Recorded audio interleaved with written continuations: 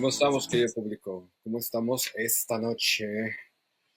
Ahí estamos, voy a saludar súper rápido porque ya tengo aquí al licenciado Carrillo, nos va a acompañar, tenemos unas preguntas para él, pero el programa de esta noche es básicamente para todo el público México y latinoamericano que se encuentra aquí en Estados Unidos, pues para disipar dudas y también nosotros para poder entender un poquito más este caso.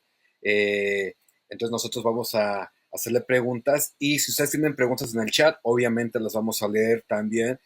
Si los procesos pueden ser un poco distintos a lo que se rige aquí en cuestión de derecho en Estados Unidos a lo que puede ser en México. Entonces, este programa es básicamente para, una, entender el caso, dos, también para ver qué es lo que le depara al nieto de Maribel Guardia, pues, en su futuro, ¿no? En cuestión de desafortunada denuncia, ¿no? Que sabemos que ya tiene. El licenciado Carrillo ya está backstage, ahorita lo vamos a subir. Súper rápido. Goyita, buenas noches. Goldie, todos ahí, buenas noches. El Pirruño, muy buenas noches. Tengo a varios aquí, ustedes ya en el chat. Gracias por estar aquí. Si tienen preguntas sobre el caso, por favor pónganlas en el chat. Nosotros las vamos a leer. Goldie, ya te vi por acá. Muchas gracias. Y ahorita voy a subir al licenciado Carrillo. Lucy Solís, ya te vi por acá. Muchas gracias por estar aquí. Ahí tenemos a Marcela, nuestra moderadora. Dolce ya está por acá. Dolce.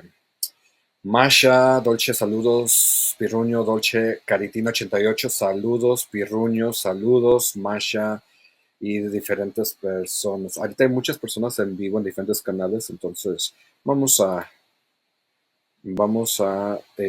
tratar de llevar mucha información para la gente que nos va a ver en diferido. Y sabemos que el cambio de hora, pues ahorita apenas son las 6 de la tarde aquí en Estados Unidos y en México ya es un poquito más tarde. Goyita, subiendo los mensajes súper rápido, pero bueno, voy a subir ahorita al licenciado Carrillo y vamos a hacer unas preguntas, ¿va? Déjame ver si les puedo subir. Licenciado Carrillo, ¿cómo estamos? ¿Qué tal? Buenas noches. Muy bien, Muy gracias. buenas noches. Oye, me gusta todo ese diseño que tienes atrás en tu oficina, ¿eh? Estoy en mi casa ya. Ah, es en tu casa. Mira, qué Eh, padre el diseño que eh, tienes ahí, ¿eh? Sí, Me ¿verdad? encantó. Muchas Sí, gracias, a sí, la sí. ¿Qué es un orden. jaguar o qué es lo que tienes ahí atrás? Efectivamente. Es un jaguar, un jaguar. Sí, fíjate. ¿Cómo estamos esta noche, licenciado? Muy bien, muchas gracias. ¿Ustedes qué tal? ¿Cómo estás? Ya sé que tienes una maestría, ahorita te voy a preguntar sobre el tema, entonces no sé si decirte Víctor, licenciado, maestro, No, master, no sé Víctor. cuál de todos te decimos por respeto. No, Víctor, estoy a tus órdenes. Muchas gracias, Víctor. Entonces, para el público que no te conoce en Estados Unidos, eh, ¿qué es, cuál es tu historial en cuestión de derechos? O sea, sabemos que tienes muchos años, creo que fuiste egresado de la UNAM, ¿cierto? Así es, yo soy licenciado en Derecho por la UNAM. Ujú. Tengo una maestría en Sistema Penal Acusatorio. Llevo 20 años ejerciendo como abogado litigante en la Ciudad de México. He atendido muchos procesos mediáticos y he atendido procesos en los que se ha atendido a figuras públicas y que pues también han sido del interés de los medios de comunicación y con mucho éxito afortunadamente. ¿Cuáles de los casos que has llevado que han sido más mediáticos en tu carrera o de los más relevantes en tu criterio? Pues mira, relevante un asunto en el que estaba involucrado el abuso sexual a aproximadamente unos 10, 12 niños pequeños en los que el imputado era el esposo de la dueña de este colegio Montessori. Y esto pues tuvo un impacto hasta a nivel internacional por la gravedad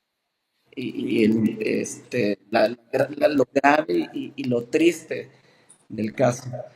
y afortunadamente salió muy bien, se obtuvo una sentencia condenatoria al responsable, hubo pues reconocimiento por parte de los padres por todo el trabajo que se hizo, y ese fue un caso muy complicado porque se politizó, se mediatizó y había muchos intereses en él involucrados.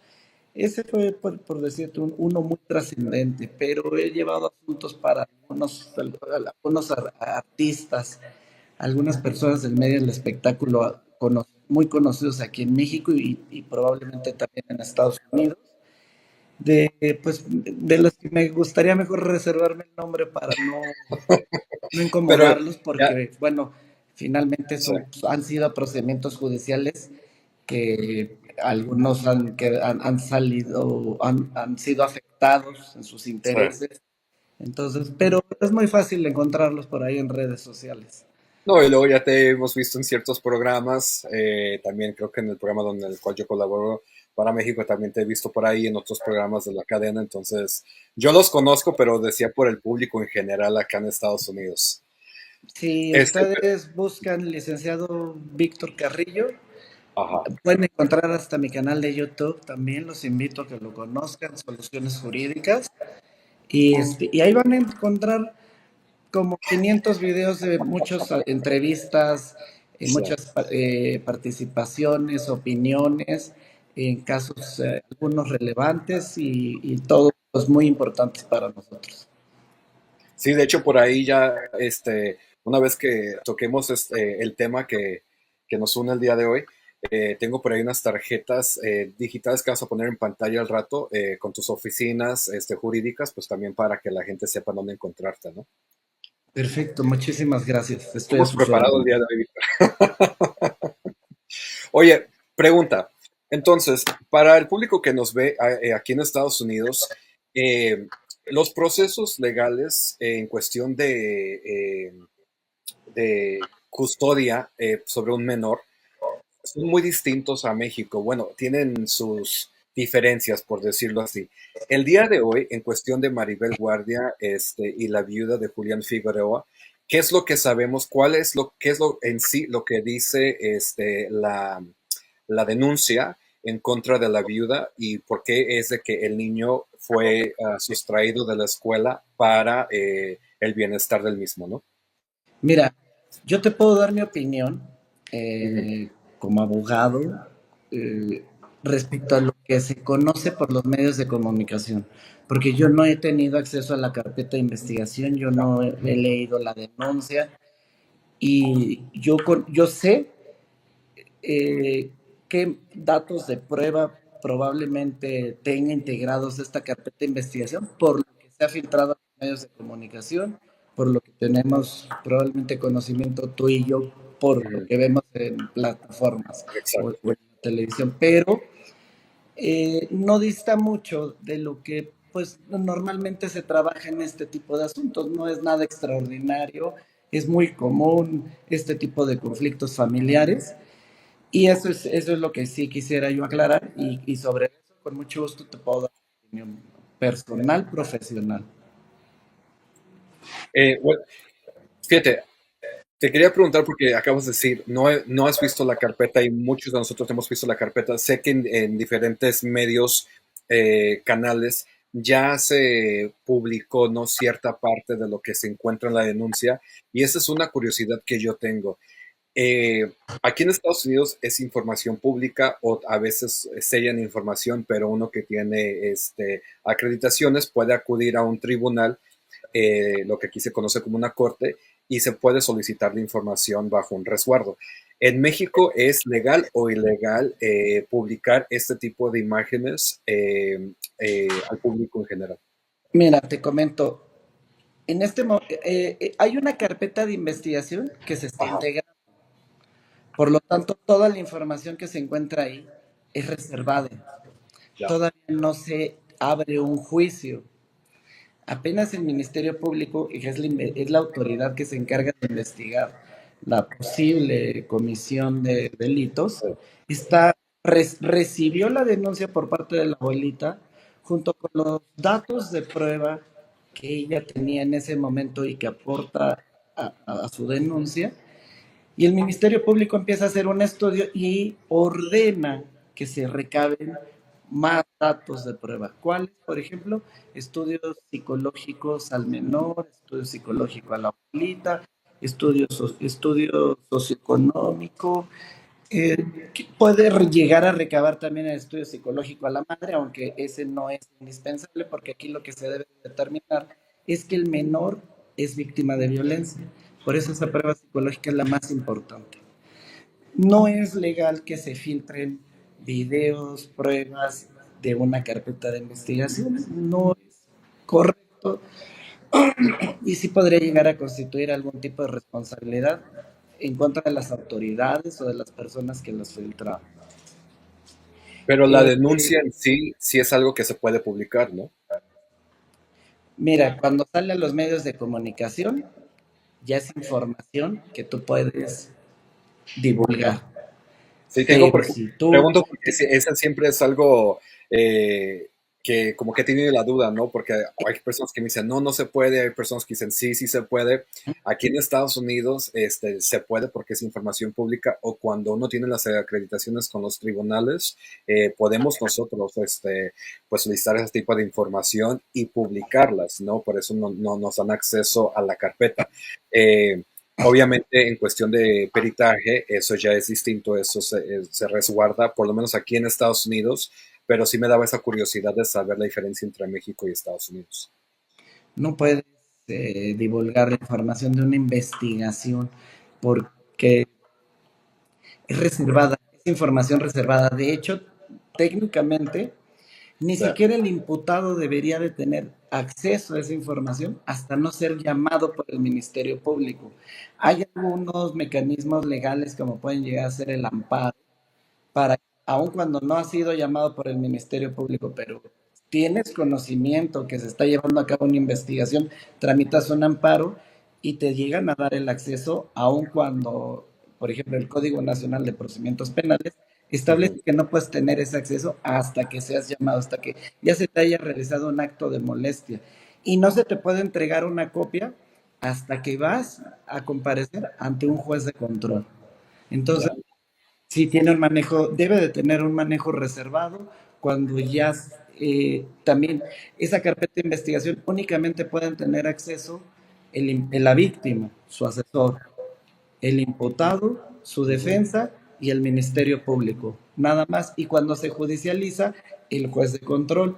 También pueden intervenir en ella policía de investigación y peritos, pero nadie más. No es un documento de acceso público o del que un medio de comunicación pueda solicitar acceso, pueda solicitar una copia. Eso no está permitido. Pero cuando ya se ha filtrado y se empieza no distribuir, no quisiera usar esa palabra, sino hacer del conocimiento público Sí, a dominio través de público. los medios de comunicación, bueno, pues simplemente tú eh, citas tu fuente, que es determinado periodista, determinado noticiero, una televisora, haces la mención y bueno, pues tú estás Sí, porque ya está en protegiéndote. el dominio público para ese Está entonces. efectivamente, pero por ejemplo, alguien que tiene un contacto dentro de la fiscalía, que le filtran los videos, le filtran una copia de la denuncia, no es correcto, probablemente tenga una responsabilidad, aunque desafortunadamente en México pocas veces se investiga y se castiga cuando eso ocurre, para ser también muy claros. Sí, pues no van a gastar el dinero, ¿no? Los recursos para ese tipo de Así situaciones. es. Oye, te tengo una pregunta. Ahora sí ya las preguntas sobre el caso, ¿no?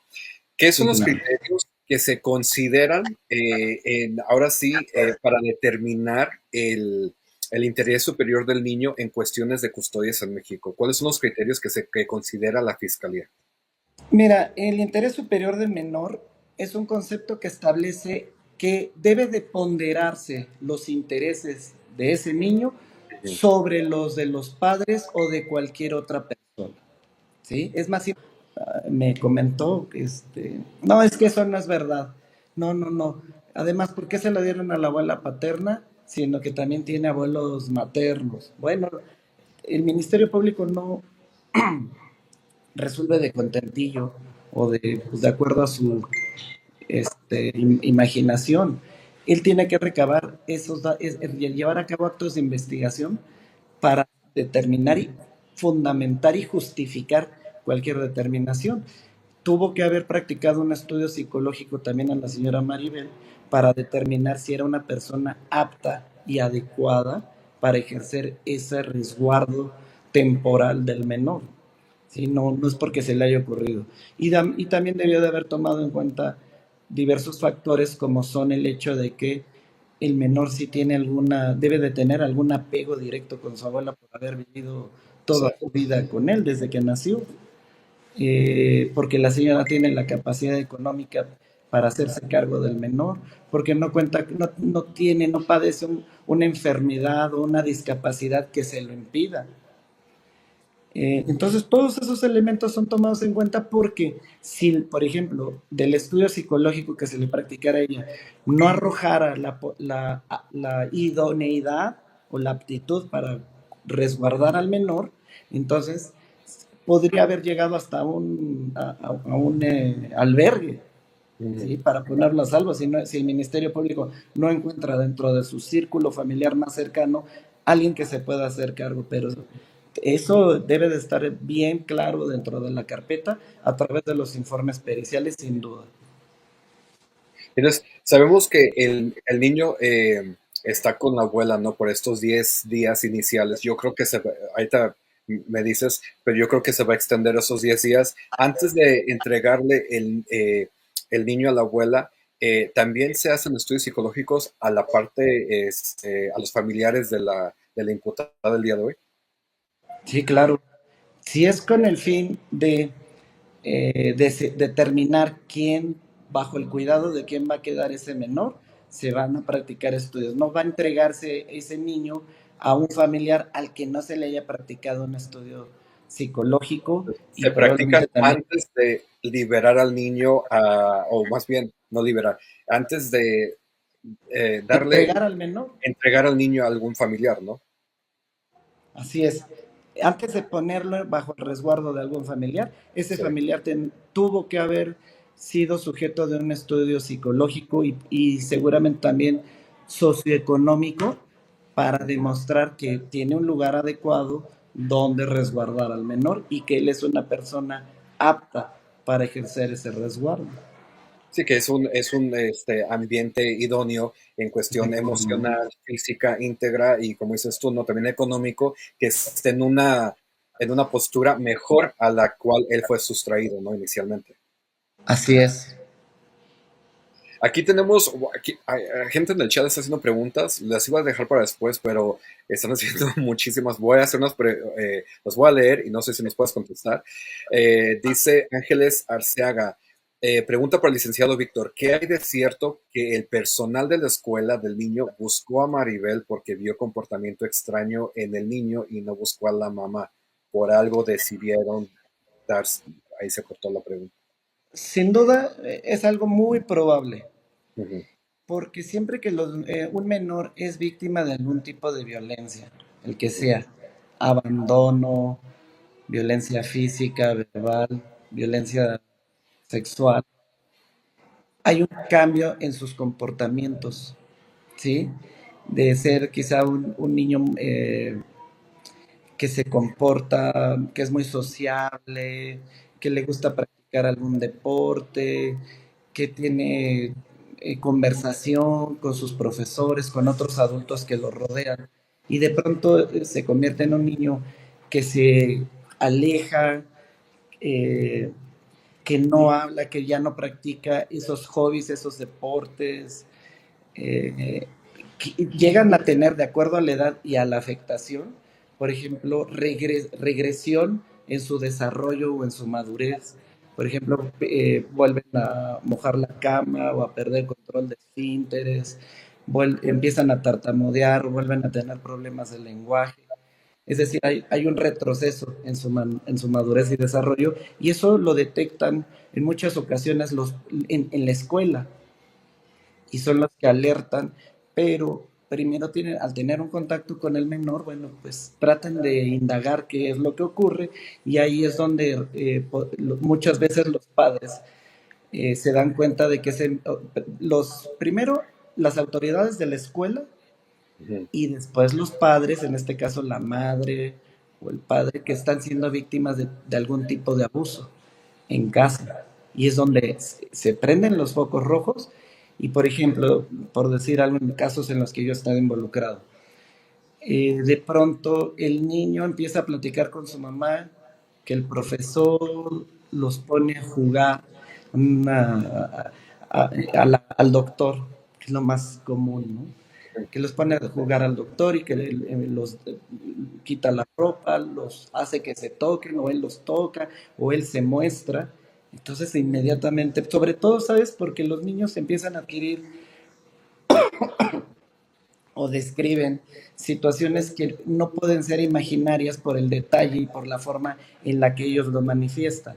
Es decir, ahí es donde detectan que hay un problema, y el que sea, desde abandono o abuso físico, abuso verbal, de inmediato los menores no puede ser parte de su imaginación el detallar situaciones tan a veces graves, ¿sí? Y esto precisamente es lo que detecta el estudio psicológico que se les practica y el que puede arrojar que si presentan alguna afectación, y es lo que de inmediato hace que el Ministerio Público encauce esa investigación como lo estamos viendo.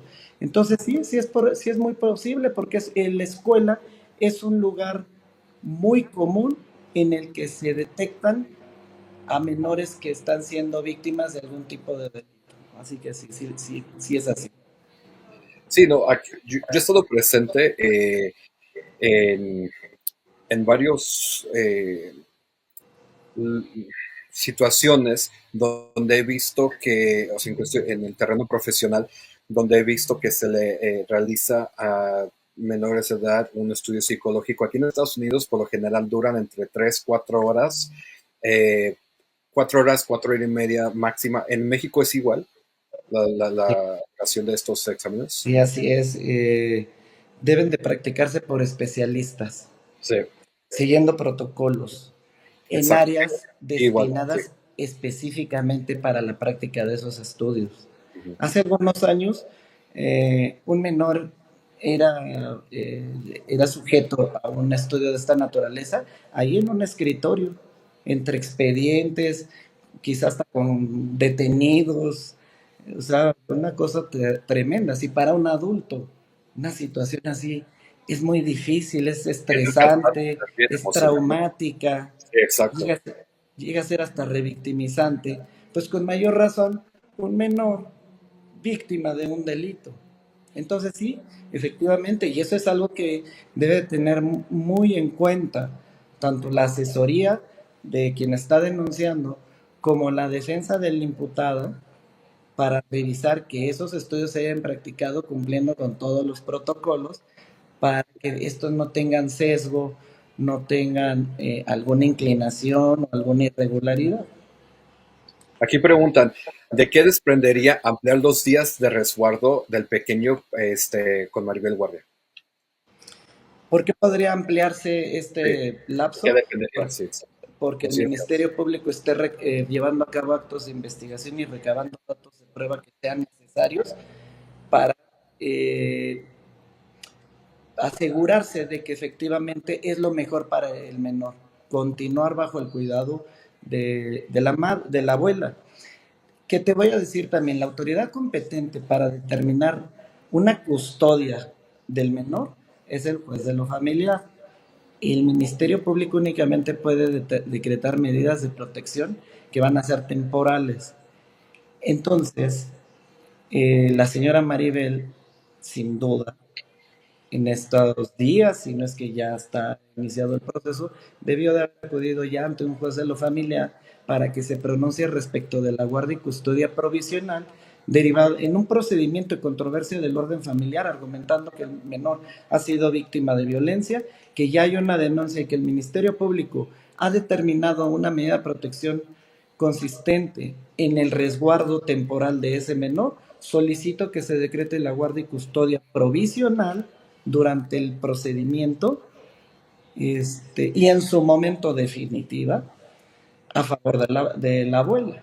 Entonces, porque el juez de lo familiar es la autoridad competente, el Ministerio Público únicamente determina de manera temporal, por ser una cuestión urgente, ese resguardo, pero la custodia provisional la tendrá que determinar un juez de lo familiar. Entonces, si ya determinaron que el resguardo idóneo del niño sea con la abuela en lo que en estos 10 días iniciales, me imagino que se va a ampliar estos días en lo que eh, sigue el proceso. eh, no lo va, la fiscalía no lo va a pasar de un resguardo a otro, o sea, no hay un recurso que otra persona pueda eh, solicitar o Mira, no someter como petición a la carpeta. las determinaciones del Ministerio Público pueden Ujú. ser impugnables, ya sea por algún recurso innominado ante un juez de control o a través del amparo. Pueden impugnarlo, sin embargo, salvo que lo impugnen argumentando deficiencias, irregularidades en el estudio psicológico que se le practicó al menor o en el resultado del estudio psicológico practicado a la abuela, no veo yo manera de que vayan a revocar eso. Sí, porque primero, son resoluciones por un tiempo determinado, es decir, no son permanentes, no va a haber una afectación eh, de imposible reparación. La otra, están decretadas con el fin de resguardar la integridad y por eso están soportadas y con fundamento en un informe pericial. Por eso sí, medios para impugnarla, sí, pero salvo que se demuestre de manera fehaciente y clara que hay irregularidades en esos dos estudios, no veo yo manera de que lo reviertan. En lo que el menor está en resguardo con su abuelita, eh, me imagino que la madre está incomunicada con el hijo, ¿cierto? O sí puede haber incomunicación entre las dos partes. Puede llegar a haber comunicación, pero Supervisada. normalmente lo que se establece es Ujú. que no haya esa comunicación porque no sabe todavía con certeza el Ministerio Público los alcances de la gravedad Ya. de esa violencia y permitir que haya una comunicación pudiera afectar a la víctima, entorpecer la investigación, afectar la investigación porque empiece una manipulación del imputado hacia la víctima. Entonces, en mi experiencia, lo correcto es que no se permita tener ese contacto. Más Ya. Ah, adelante, si me permites, sí. sí se puede llegar a determinar un régimen de convivencias que en este caso debería de ser supervisado porque estamos Exacto. hablando de situaciones de violencia. ¿Sí? Entonces, sí puede la madre pelear y conseguir, o le puede ser otorgado también por la autoridad, un régimen de convivencia. Sin embargo, porque como en este caso en particular y en todos de los que se lleven a cabo por violencia, son supervisados durante el procedimiento. Aquí hay una pregunta, Alejandra Ramos en el chat. Dice, esta es la pregunta de la persona. Dice, Maribel usó sus influencias como Maribel está dentro. Dice, ¿cómo puede ser que Maribel está dentro y la madre la tuvieron afuera? ¿De qué privilegio goza Maribel? Una extranjera le dan prioridad que una mexicana. Creo que eso no se trata de xenofobia, porque eso ya cae en la xenofobia. Sí. Creo que si una persona nació en un país o en otro, eso no tiene nada que ver, porque aquí el beneficio supremo, pues es la integridad física del menor, ¿no? Pero para contestarle a Alejandra, ¿por qué una persona estuvo resguardada, vaya, los adultos, ¿no? En este caso, Maribel y la viuda, porque estuvieron, una estuvo afuera y la otra estuvo parece ser No, en otro. no creo que se haya tratado de una cuestión de preferencia Tampoco creo, pienso yo. o de corrupción, simplemente, bueno, pues cada quien se acomodó donde pudo en el momento en el que se estaba llevando a cabo una investigación, pero no, quizá es suposición mía, es lo que yo veo cuando voy a una agencia del MP, pues digo, si hay un choque entre dos personas y una está dentro de una oficina, lo menos que quiere la otra es estar en el mismo lugar. Conflicto, exacto. Digo, yo podría pensar eso, ¿no? ¿Para qué van a estar, o el Ministerio Público, Sí. por qué va a querer que estén dos personas que están en conflicto sentadas una al lado de la otra? Pues lo mejor es que guarden su distancia, y yo creo que se trató de una situación de esa naturaleza, pero se malinterpreta ese hecho. Sí, o sea, se puede especular el por qué, ¿no? De diferentes razones. Eh, o sea, se puede especular de por qué una estaba afuera, otra estaba adentro, adentro de la fiscalía.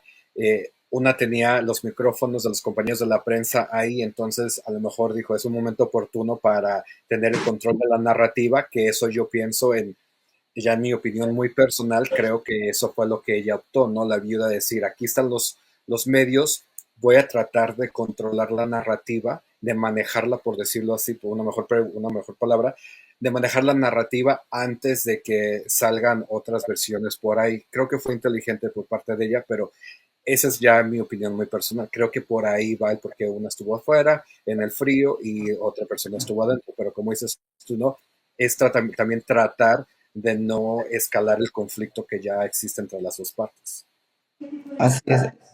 Sí, como efectivamente, no creo que haya aquí habido una cuestión de preferencia, de Tampoco pienso. influyentismo, de corrupción, de abuso. Simplemente pues cada quien ocupó su esquina y estaban esperando que se resolviera, o que el Ministerio Público tomara una decisión respecto a las medidas de protección que tenía que decretar en ese momento. Y eso Aquí es todo. preguntan, ¿se podría solicitar un reporte al colegio donde asistía, donde asiste el niño, de su comportamiento del pequeño? Se dice se vio retraído, dicen por aquí. Sí, efectivamente, como lo mencionan, no solamente se puede pedir un reporte, un informe a la escuela respecto de sus asistencias, de las inasistencias, si están justificadas, cómo ha sido su aprovechamiento académico, porque también ese es un reflejo de cuando un menor tiene o es víctima de algún tipo de delito, de alguna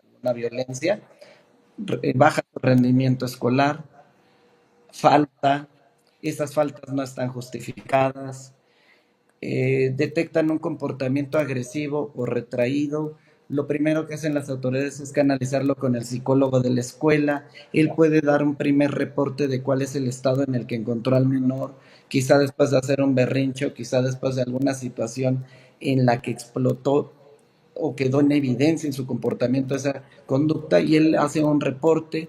Y esto, lógicamente, tanto la defensa como la asesoría pueden solicitarle al Ministerio Público giro oficio a la institución educativa para que remita toda esa información. Hay que entrar a un análisis y a un estudio bien razonado para ver todos los puntos que quiero que me responda la autoridad escolar en ese informe.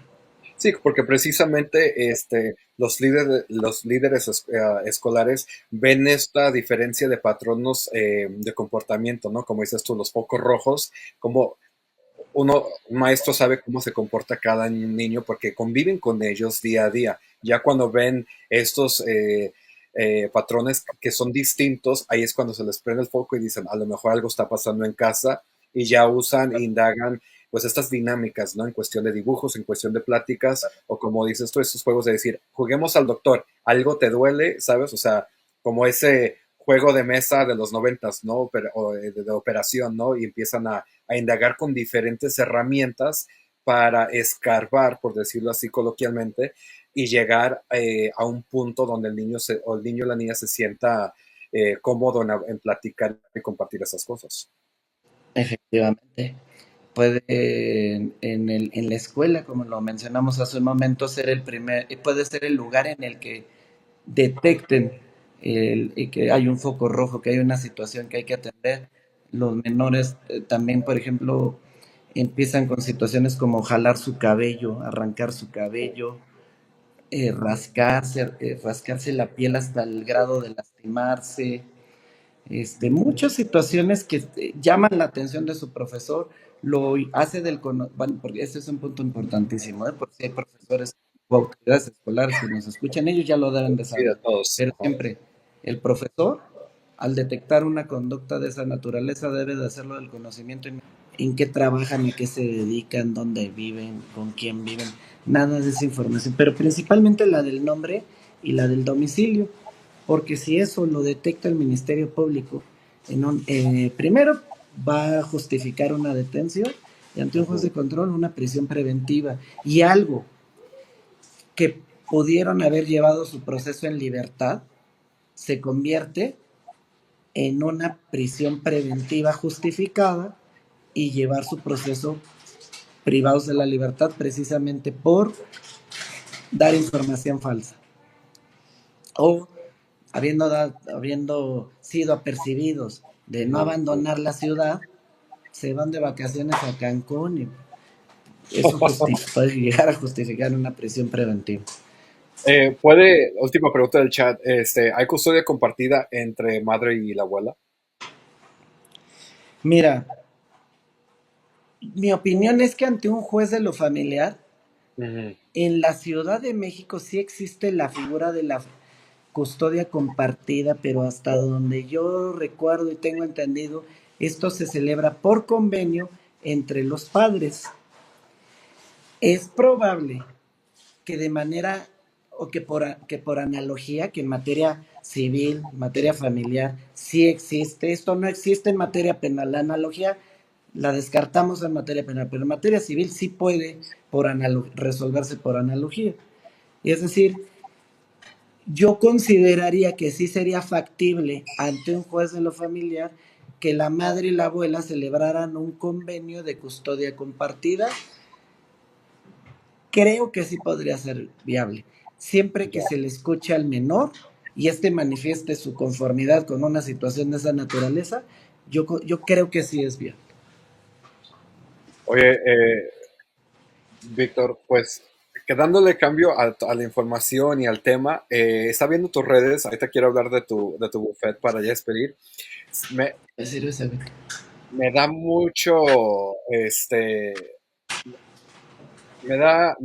algo de risa y también creo que es muy inteligente de tu parte y de tu equipo de cómo hacen ustedes el marketing en redes, ¿no? Aquí voy a poner algo en la pantalla para que el público vea.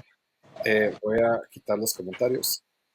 Eh, Ponen ustedes todos esos tipos de memes, ¿no? En las redes sociales y se me hace inteligente por parte de ustedes, ¿no? Porque entonces ya atraen a otro público que está muy activo en las redes sociales y entonces ya como que tienen una cercanía más con el bufete tuyo, ¿no? Mira, te voy a comentar que esto Sí. tiene una razón y es la siguiente. Nosotros no pretendemos ser quienes eduquen a la gente respecto de qué es un divorcio. Ah, el divorcio en México, este, o qué es el matrimonio, ¿no? Ajá. ¿Qué es el divorcio? La disolución del vínculo matrimonial, dejando a las partes en aptitud de contraer nuevas nupcias, ¿no? Ujú. O sea, la gente no le interesa eso. La gente no entra a las redes sociales para que las eduques. Para eso están otros lugares, la La escuela. gente sabe que cuándo me puedes, qué tan rápido me puedes divorciar, cuánto me toca y quiero seguir con mi vida, ¿no? Por ejemplo, de una manera cómica decirles,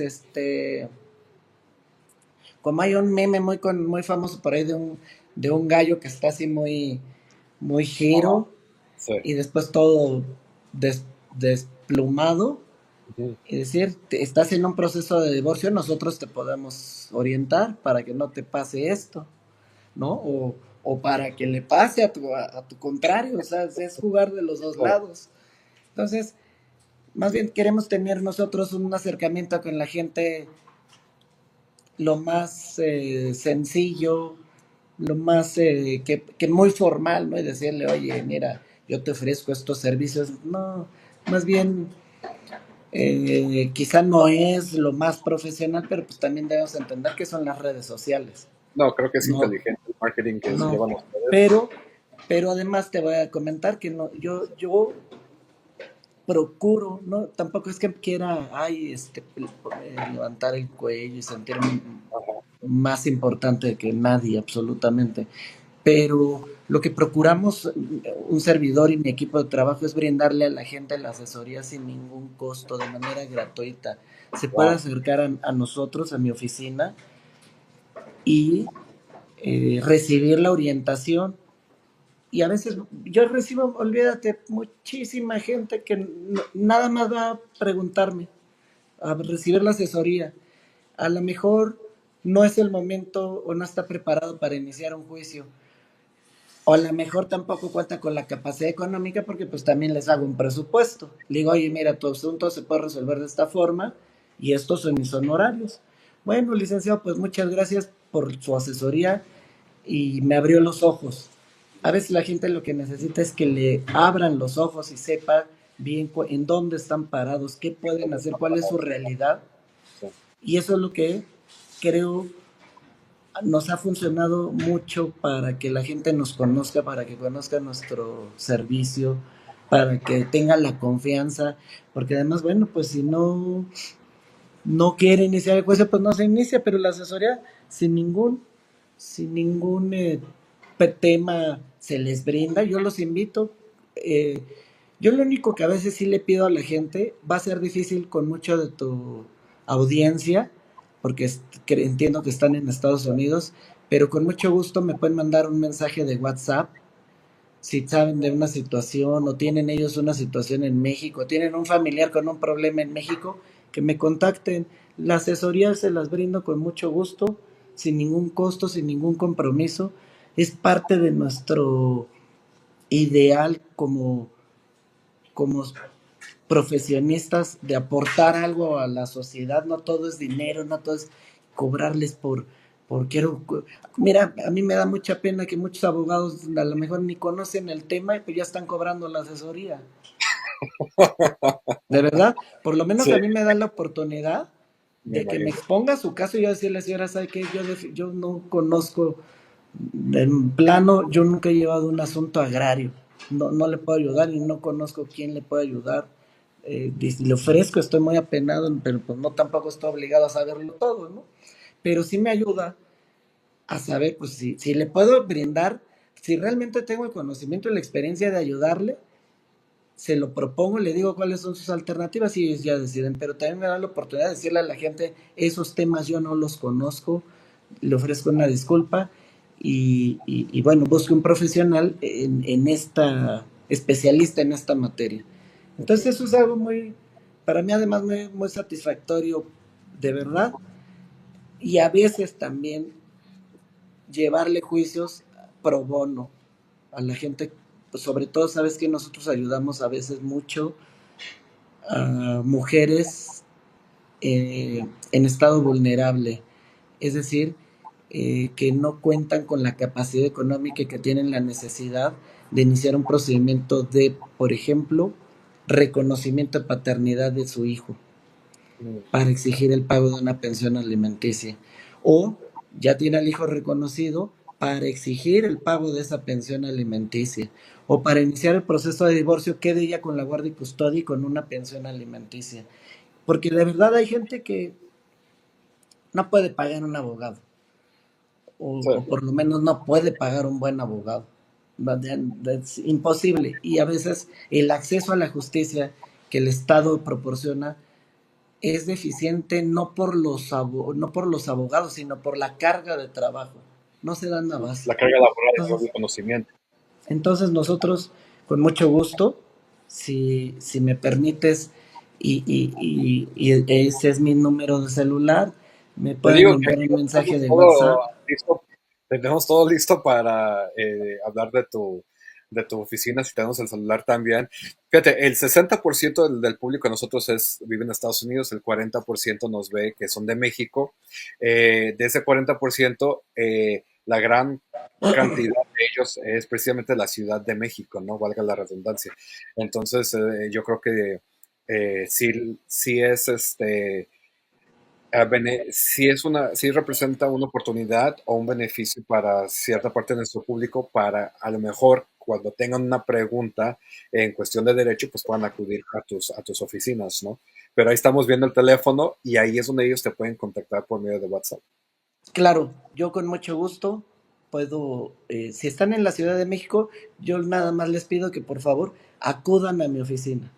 Si Sí. están en la Ciudad de México o en el área conurbada, es decir, los municipios cercanos a la Ciudad de México, los municipios del Estado de México cercanos a la Ciudad de México, que acudan a mi oficina, porque a mí me gusta dar la orientación de manera personal.